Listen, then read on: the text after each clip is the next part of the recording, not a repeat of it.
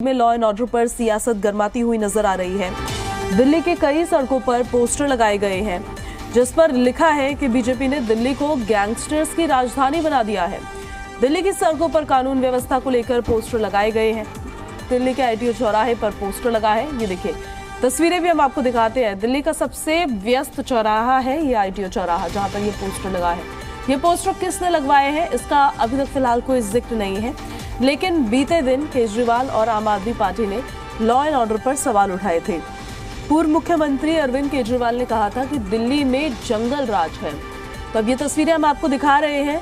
दिल्ली के चौराहों पर ये पोस्टर लगाए गए हैं। अब किसने लगवाए गए हैं ये फिलहाल नहीं पता है, ना किसी ने इसकी जिम्मेदारी भी ली है, लेकिन आम आदमी पार्टी लगातार कानून व्यवस्था पर सवाल उठा रही है क्योंकि दिल्ली पुलिस गृह मंत्रालय को रिपोर्ट करती है।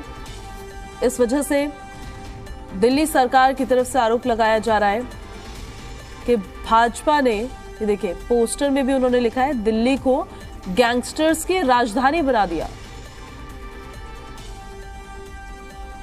देश की राजधानी दिल्ली में लगातार हो रही वारदातों को लेकर हत्या, डकैती और लूटपाट की जो घटनाएं हैं उसको लेकर लोग तो काफ़ी परेशानी है। सरकार भी, जो कि दिल्ली सरकार है, वो भी सवाल उठा रही है। अब ऐसे में दिल्ली के आईटीओ पर इस वक्त हम मौजूद हैं और आपको दिखा देते हैं तस्वीरों के जरिए। वहाँ पर इस तरह के जो पोस्टर हैं वो लगा दिए गए हैं। दरअसल भाजपा ने दिल्ली को बनाया गैंगस्टरों की राजधानी। हालांकि सरकार अलग सवाल उठा रही थी, लेकिन इस तरह के जो पोस्टर हैं दिल्ली के अलग अलग इलाकों में लगे हुए हैं। हालांकि ये पोस्टर किसके द्वारा जो है लगाए गए हैं उसमें नहीं लिखा गया, लेकिन ऐसे कई पोस्टर आईटीओ पर लगे हुए हैं, आश्रम पे लगे हुए हैं। तो दिल्ली के अलग अलग इलाके हैं जहां पर इस तरह के जो पोस्टर लगे हुए हैं। एक तस्वीर उधर भी दिखा देते हैं। देखिए भाजपा ने दिल्ली को बनाया गैंगस्टरों की राजधानी, क्योंकि लगातार जो राजधानी दिल्ली की जो बात करें तो लगातार फायरिंग, रंगदारी की जो खबरें हैं वो यहाँ आ रही है। दिल्ली के नागलोई में जो है वो फायरिंग की जाती है। उसके बाद जो है नारायणा में खबर आती है एक कार शोरूम के मालिक के ऊपर फायरिंग कर दी जाती है। महिपालपुर में फायर की जाती है। तो लगातार रंगदारी की जो खबरें हैं वो लगातार सामने आ रही है और इसी को लेकर दिल्ली सरकार भी लगातार हमलावर है। केंद्र और जो गृह मंत्री हैं उनको लेकर, साथ ही साथ एलजी पर भी जो है वो सवाल उठाए जा रहे हैं। अब ऐसे में इस तरह की जो तस्वीरें हैं वो दिल्ली के अलग अलग इलाकों में सड़कों पर लगाई गई है।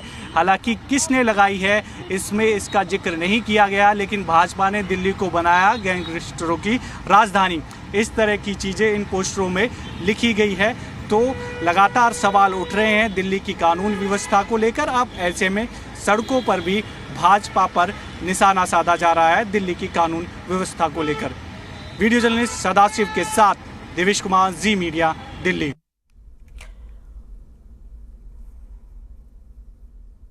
और हमारे सहयोगी देवेश हमारे साथ लाइव भी कनेक्ट हो गए हैं, जिनकी रिपोर्ट आप अभी देख रहे थे। हम सीधे आपको देवेश के पास से लिए चलते हैं। देवेश, लॉ एंड ऑर्डर को लेकर पहले बयानबाजी तो हो ही रही थी, अब ये पोस्टर वॉर भी शुरू हो गई है।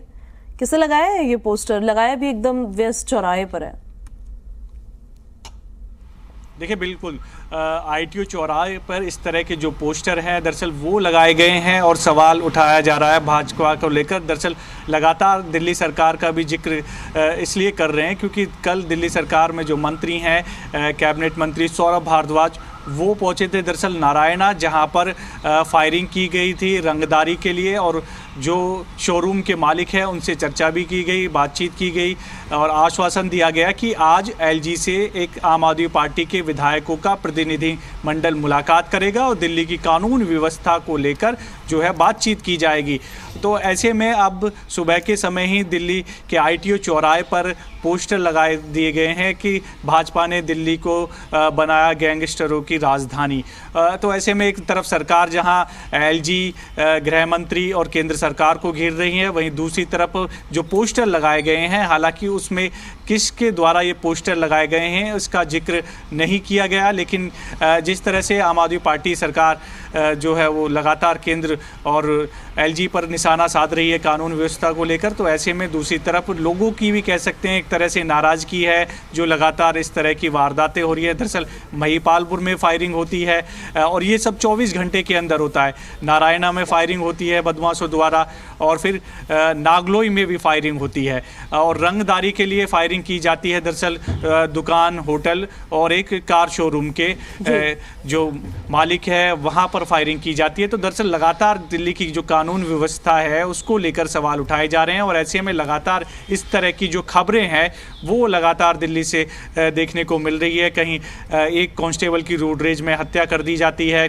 लूटपाट होती है, कोई मर्डर हो जाता है, बदमाश जो है रंगदारी मांग रहे हैं। तो इस तरह की जो खबरें हैं वो देश की राजधानी दिल्ली से लगातार आ रही है। अब ऐसे में सवाल उठाया जा रहा है कि आखिरकार इसके लिए जिम्मेदार कौन है। दरअसल दिल्ली पुलिस जो आती है वो गृह मंत्रालय के अंदर आती है, तो ऐसे में दिल्ली सरकार सीधे सीधे केंद्र सरकार पर सवाल उठा रही है और एलजी को इसके लिए जिम्मेदार भी ठहरा रही है। कल दिल्ली के जो पूर्व सीएम है अरविंद केजरीवाल, उन्होंने भी एक पोस्ट किया था और जंगल राज दिल्ली में बताया था और कहा था कि इस सब के लिए गृह मंत्री अमित शाह पूरी तरह से जिम्मेदार है।